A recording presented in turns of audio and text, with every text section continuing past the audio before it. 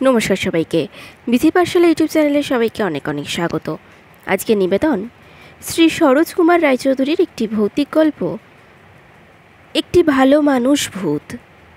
তবে আজকে গল্প শুরু করার আগে আমার চ্যানেলে যারা নতুন তারা চ্যানেলটিকে অবশ্যই সাবস্ক্রাইব করে ভিডিওগুলিকে লাইক করে দেবেন, ভালো লাগলে বন্ধুদের সঙ্গে শেয়ার করবেন এবং পাশে থাকা বেল আইকনটি অবশ্যই ক্লিক করবেন এবং হাইপ করতে কিন্তু একদম ভুলবেন না। চলুন শুরু করা যাক আজকের নিবেদন। ভূত চোখে দেখা যায় না, হাত দিয়ে ছোঁয়াও যায় না, তাই তাকে ধরাও যায় না।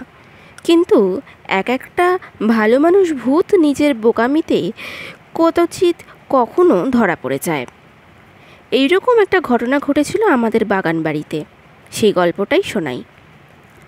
বাবার সাহিত্যের বাতিক ছেলেবেলায় ছিল, কিন্তু চাকরির তলায় এতদিন চাপা পড়েছিল। এখন অবসর নিতে সেটা আবার চাগিয়ে উঠল।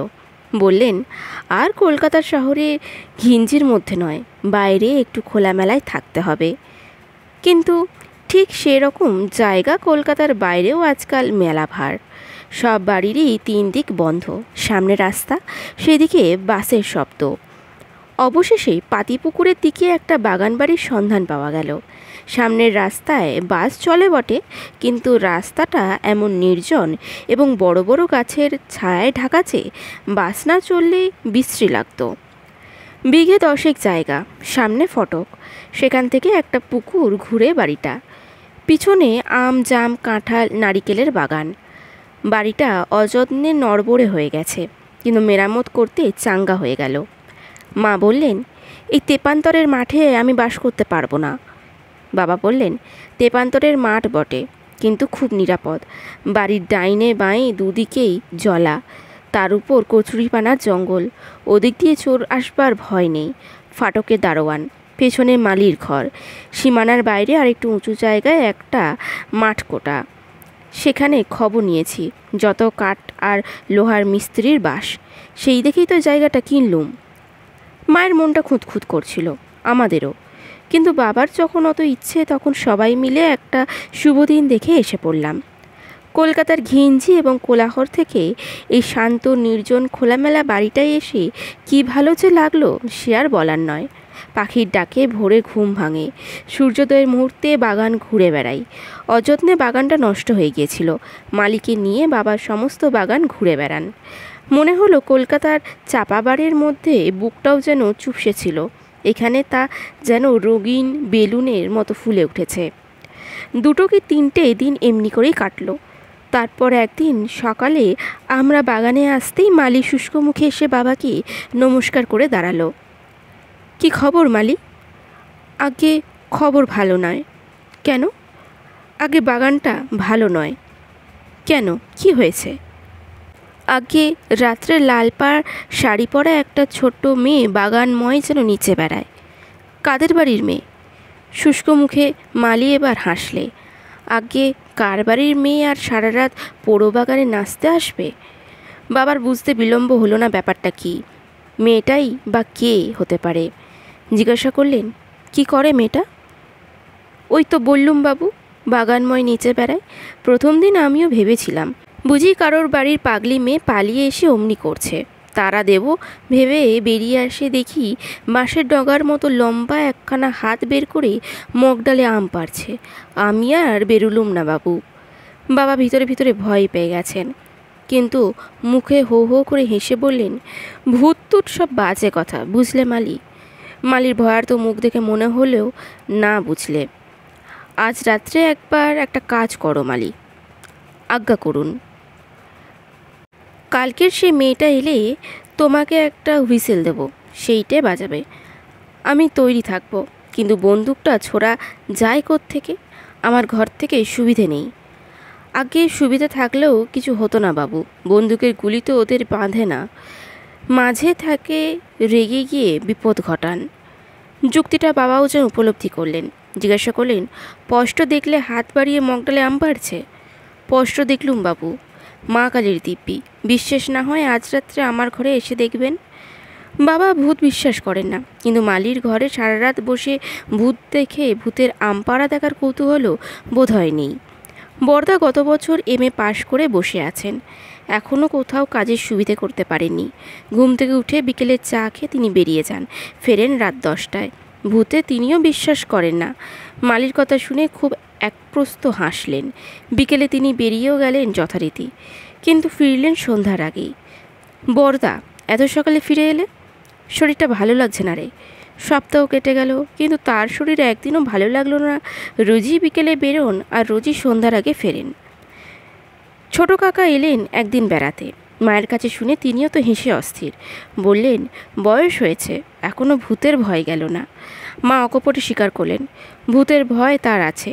ছোটকা বললেন, ভূত টুত সব বাজে কথা বৌদি। ঝোপে ঝাড়ে চাঁদের আলো টালো পড়লে অনেক সময় ওরকম মনে হয়। কিন্তু হাতখানা? কি হাতখানা? আম পাড়ছে? ছোট কাকা একপ্রস্ত হাসলেন। ভয় অনেক সময় ওরকম মনে হয়। তাছাড়া কি জানো, হয়তো সমস্তটাই ওই ব্যাটারি চালাকি। চালাকি বলছো যে? তার মুখখানা তো দেখোনি। সূর্যি ডুবলেই সে শুটশুট করে আমাদের বাড়িতে এসে ঢোকে। তাই নাকি? ভয়ানক ভীতু তো। একটা শক্ত মালি রাখো বৌদি, ওকে দিয়ে হবে না। ছোটকা উঠলেন। মা বললেন, উঠছো কি? রাত্রে খাওয়া দাওয়া করে যাবে। সূর্য ডুবে গেছে, রাস্তার আলো একটু পরেই জ্বলবে।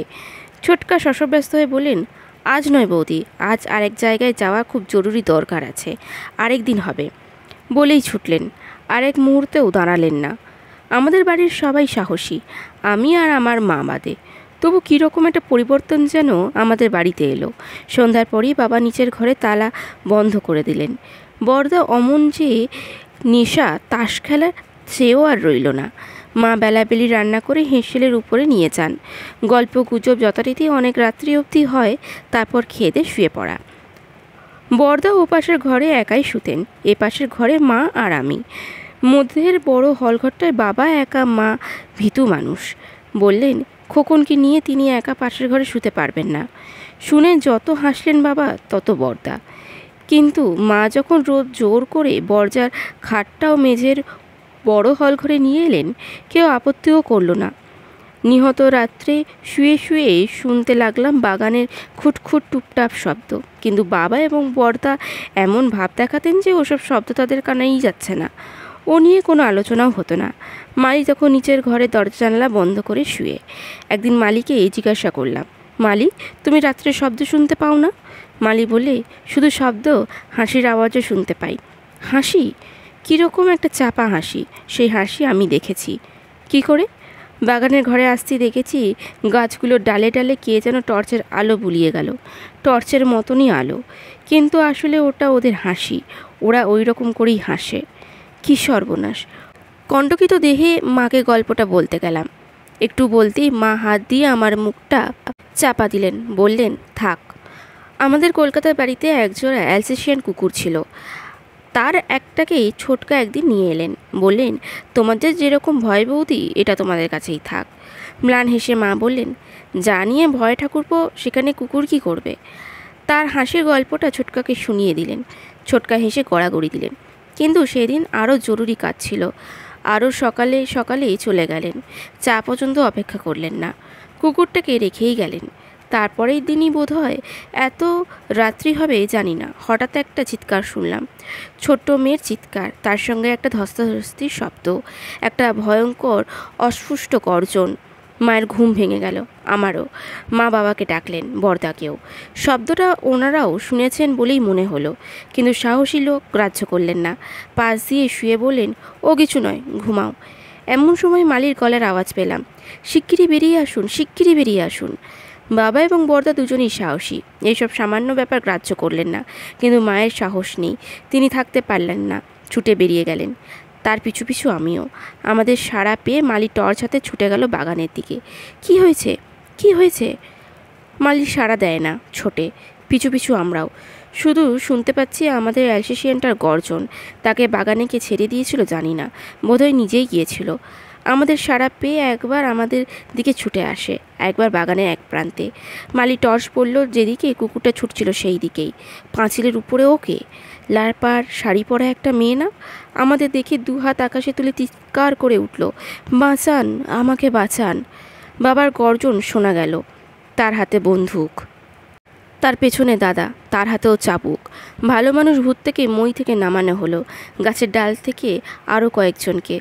বাবার হাতে বন্দুক, দাদার হাতে চাবুক, সকলের উপরে ওই বাঘের মতো অ্যালসেশিয়ান। ভূত ভয় কাঁপছে, চেনা ভূত। বাগানের পিছনে যে মাঠকোটা, ওইখানেই থাকে। মেয়েটি তাদেরই। লোকগুলো আম পেড়ে দেয়, মেয়েটি কুড়োয়। কখনো মেয়েটি নিজেও টুসিতে করে আম পাড়ে। মালি সেইটাকেই ওর লম্বা হাত ভেবেছিল। বাবা বললেন, পুলিশে খবর দাও। দাদা বললেন, সে তো পরে, আগে নিজেদের হাতের সুখ মেটাই। এই চাবুকটা ওদের পিঠে চামড়া তুলব। মা বললেন, থাম, বীরত্ব দেখানো হচ্ছে খুব। ওদের জিজ্ঞাসা করলেন, তোমাদের যেন চেনা চেনা মনে হচ্ছে।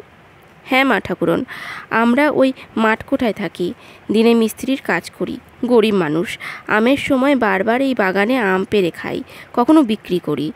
দাদা চাবুক আস্ফালন করে বলেন, বিক্রি করি বেটা, তোমাদের বাগান বাবার বাগান? মা বললেন, এবারে বাড়ি যাও, আর কখনো বাগানে ঢুকো না। যা কুকুর রয়েছে ছিঁড়ে টুকরো টুকরো করে দেবে।